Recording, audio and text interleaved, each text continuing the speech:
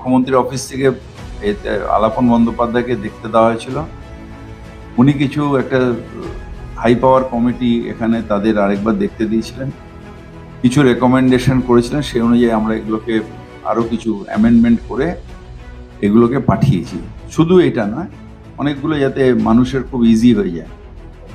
যেরকম ধরুন 1 কাঠা জমি বা 2 কাঠা জমি, আমাদের এখন বিল্ডিং রুলস আছে দুদিকে 4 ফুট 4 ফুট ছাড়তে হবে, পেছনে 4 ফুট একটা আছে, একটা 6 ফুট আছে। তাহলে যদি আমি 1 কাঠা বা 2 কাঠা জমিতে যদি এইটা ছেড়ে দিই, তাহলে আমার জমিটা কোথায়, কি করে বাড়ি হবে?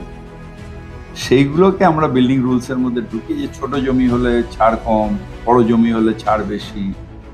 এইরকম কিছু ভার্টিক্যাল এক্সটেনশনের জন্য আরেকটু এফআইআর রিল্যাক্স দেওয়া, যে ছোট হয়ে গেছে জমি, তার যদি একটা 1 তলা বাড়ি পাচ্ছে, সে 1 এফআইআর পাচ্ছে, তাকে যদি আরেকটু বাড়িয়ে অন্তত 2 এফআইআর করি, কারণ সবারই ফ্যামিলি বেড়ে যাচ্ছে, তাহলে গিয়ে সে ফট করে, নাহলে কেউ 1 তলা নিল, 2 তলাটাই লিগাল করে দিল, এই প্রবণতা থাকবে।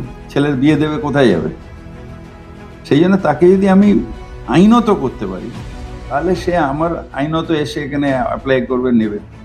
যেটা বেআইনি হবে সেটাতে তার যে কোয়ালিটি, সেটা তো কেউ দায়িত্ব নেবে না, যে জন্য গার্ডেন রিচ পড়লো।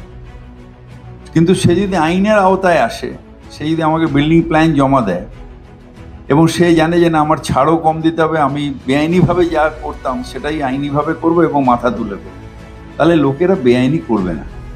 সেইগুলো নিয়ে একটা বিল্ডিং রুলস তৈরি করে আমি জমা দিয়েছি গভর্নমেন্ট। এটা পাস এত তাড়াতাড়ি হবে না, কারণ এটা যদি নবান্ন অ্যাপ্রুভ করে, তারপর এটাকে আমার নোটিফিকেশন করতে হবে, করে এটা ক্লেমস অ্যান্ড অবজেকশন নিতে হবে 1 মাস, তারপরে এটা হিয়ারিং করে ফাইনালাইজ করে তারপর এটা রুলস হিসেবে বেরোবে।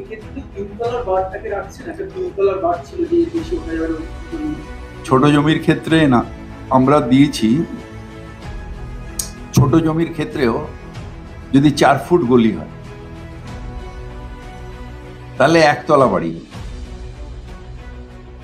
তাহলে লোকে কি করবে, 1 তলার প্ল্যানটা নেবে, 2 তলাটা ইলিগাল করে দেবে। সেই জন্য আমরা ওইখানটা যাতে রিল্যাক্স করা যায়, সেইটা গভর্নমেন্টের কাছে চেয়েছি। কিন্তু তার যদি ফায়ার ফাইটিং হয় বা অন্য অন্য এমার্জেন্সি আছে, সেটাও যাতে দেখা যায়। সেই জন্য ওই যে খুব বড় বাড়ি করে দিলাম, সে ফায়ার নিল না, বা ওখান দিয়ে এত ভেঙে পড়লো বাড়ি, সেরকম না। বলছি যে এটা যা বাস্তব, সেই অনুযায়ী আমরা একটা রেকমেন্ডেশন করেছি।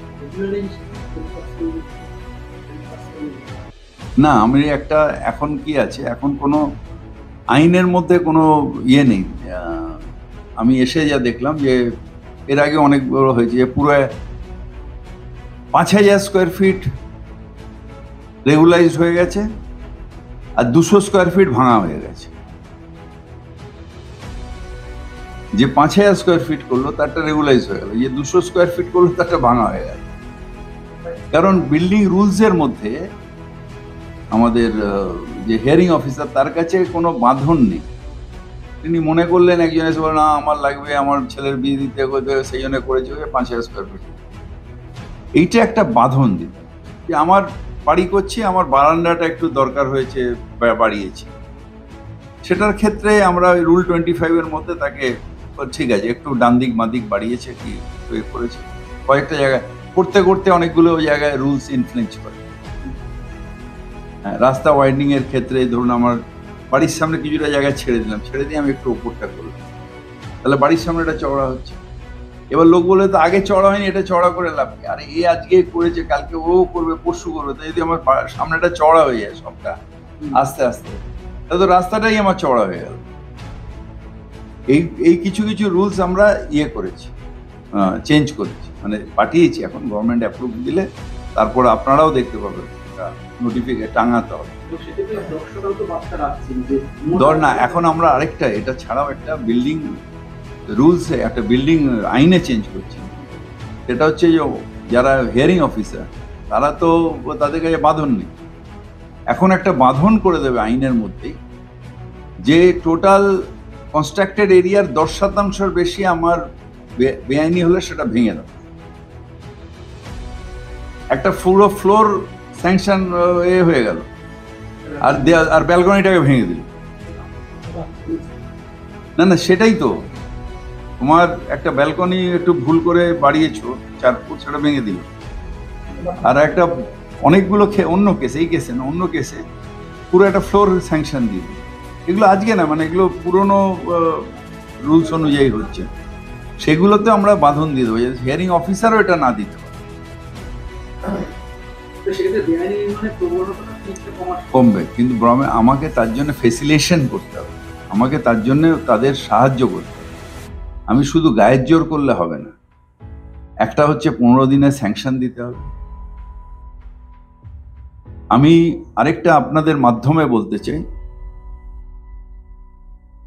কলোনি এলাকা এবং অ্যাডেড এলাকা যেখানে বেআইনি হয় বেশি, আপনারা বেআইনি না করে প্ল্যানটা জমা দিন। 15 দিনের মধ্যে, সেটা বিএলআরও পারমিশন হোক, ঠিকার পারমিশন হোক, 15 দিনের মধ্যে আমরা দেব। যদি 15 দিনটা 1 মাস হয়ে যায়, সোজাসুজি মেয়রের সাথে দেখা করব। সেক্ষেত্রে আমি বিএলআরওকে ডাকবো, দরকার হলে ঠিকা কন্ট্রোলার এখানেই এখন সব অফিস করে দিয়েছে, বিএলআর অফিস এখানে করে, তাকেও ডাকবো যে কারণটা কি। কিছু কিছু জায়গায় সমাধান হয় না আপনাদের, সেটা হচ্ছে ধরুন একটা বাড়ি, তখন গার্ডেন রিচের একটা বড় জমি, সেই জমিটা ঠাকুরদাদার ছিল। ঠাকুরদাদার পরে বাবারা ওটাকে 5টা ভাগ করল। বাবাদের 5টা ভাগের পরে আবার তার যে ছেলেরা হলো, তারা আবার ওটাকে এক একটা ভাগকে আবার 5টা করে ভাগ করলো। তো টুকরো টুকরো টুকরো হয়ে গেল। ওখান থেকে আর সেই সময় 85 আর এখানে আসেনি মিউটেশন রেকর্ড, কার কিছু আসে। সেই সময় হয়তো কারো কাছে একটা ছোট কাগজে জমা দিয়েছে, তো সে কিন্তু ওখানে বসে আছে, কিন্তু তার কোনো আইনত কোনো বৈধতা নেই। তো সেক্ষেত্রে সে যখন ওখানে রয়েছে, তাকে বাড়ি বানাতে হবে, ছেলের বিয়ে মেয়ের বিয়ে দিতে হবে, বা বংশ বাড়ছে, তাকে ভার্টিক্যাল এক্সপেনশন করতে হবে, ভেঙে ভেঙে তো ওইটুকুনি জায়গা পেয়েছে।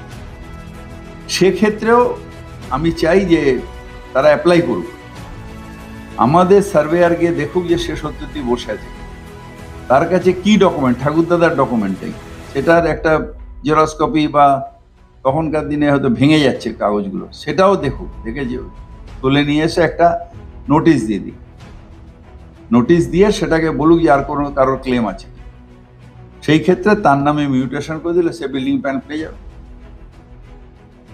ঠিকাতেও তাই, শুনে নাও, ঠিকাতেও তাই, একটা বড় কারখানার জন্য জমি নিয়েছিল, তারপর সেখানে বিশেষ করে বেশিরভাগই আমার নিজেরও ঠাকুরদাদার যে তুলোর ব্যবসা ছিল সেখানেই হয়েছে, যে তারপরে তখন উঠে গেছে রাইটের সময়, তারপর সেই সব জায়গায় অনেক ভাড়াটেরা বসে গেছে, কিন্তু সেখানে ঠিকা নেই, ঠিকা টেনেন্ট নেই, সে বিলুপ্ত হয়ে গেছে, কারখানা ফারখানা বন্ধ হচ্ছে, সেখানে দখল করে লোকে বসে আছে। তাহলে ঠিকা ভাড়াইটারও রয়েছে, যারা সেই সময় ধরো ওই পার্টিশনের সময় বা সেই সময় থেকে তারা এসে বসে গেছে, তাহলে তাদের নামেই যারা সেই সময় ঠিকা ভাড়াইতে হলো, তাদের নামেই ঠিকা প্রজা করে দাও, তাহলে তারা বিল্ডিং প্ল্যান পাবে। এই অনেক সমস্যা ছিল যেগুলোর অ্যাড্রেস হতো না। আমি অ্যাটলিস্ট এসে চেষ্টা করছি এগুলো জেনে একটা করে, তারা 12 বছর কি করলেন? আরে আমি তো যেগুলো জানছি করছি, আই এম নট গড যে আমি সব জানবো। একটা লোককে এসে করছে, তখন তাকে ধরলাম, আপনি কি বলেন দাদা আমার এই, সেই জন্য আমি টক টু মেয়র করেছি বা ডাইরেক্ট আমার দেখা করি, এই কারণে যে মানুষের কি অসুবিধা সেটা জেনে সেই অনুযায়ী তাকে সলভ করার ব্যবস্থা করা।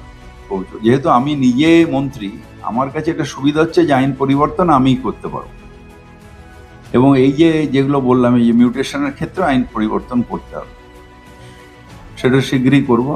এগুলো আসুক, আসলে যখন অফিসাররা বলবে এই কারণে করতে পারছি না, তখন আইন পরিবর্তন করবো। আর যদি এক্সিস্টিং আইনের মধ্যে আমার অফিসাররা করে দেয়, তাহলে আইন পরিবর্তন করতে হবে না।